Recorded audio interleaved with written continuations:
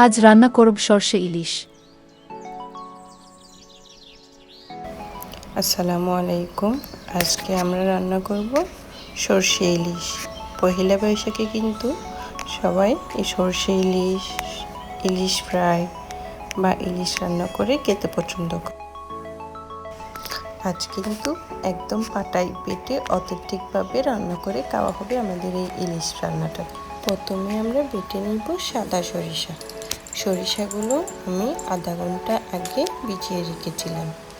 ভালো করে ধুয়ে ভিজিয়ে রাখতে হবে, না হয় কিন্তু এটা মাটি থাকতে পারে।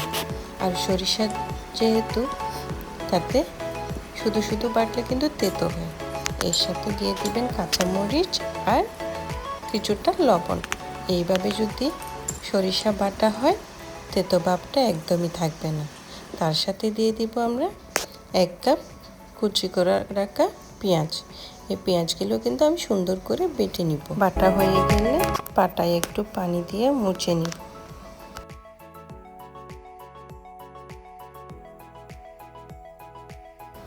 এখন আমি দিয়ে দিব বেটে রাখা পেঁয়াজ। আমি কিন্তু বলতে ভুলে গিয়েছিলাম, পেঁয়াজের সাথে আমি 2-3টা রসুন আমি বেটে নিয়েছিলাম। এরপর দিয়ে দিব বেটে রাখা সাদা সরিষা। কেউ চাইলে কিন্তু সাদা সরিষার সাথে কালো সরিষাও দিতে পারেন।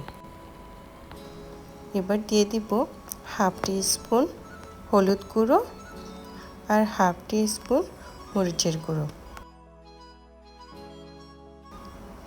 দিয়ে দিব 1/2 কাপের একটু কম সরিষার তেল। এবার আমরা এটাকে হাত দিয়ে ভালো করে মেখে নিব। মেখে রেখে দিব 1/2 আওয়ার। সময় যদি না থাকে এতেও কোনো সমস্যা নেই, ইনস্ট্যান্ট মেখে রান্না করে নিতে পারবেন।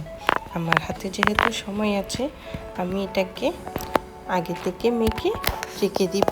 কিছুক্ষণ মেরিনেট হলে ভিতরে কিন্তু সব ফ্লেভার একসাথে ঢুকে যাবে, তখন কিন্তু খেতে আরও স্বাদ লাগবে। এবার দেখুন মাখা অবস্থায় এত সুন্দর লাগছে, খেতে কতটা লোভনীয় হতে পারে দেখুন। এখনও কিন্তু আমি এটা রান্না করিনি, এটা এখন শুধু মেখেই রেখেছি, ঠিক আছে।